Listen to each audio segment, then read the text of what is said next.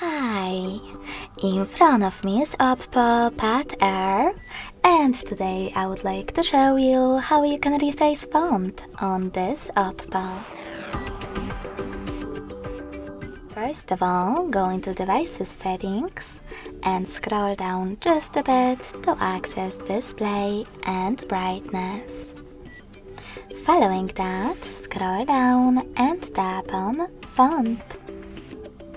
So sorry, misclick. Lastly, swipe left or right on this slider and check out Preview above.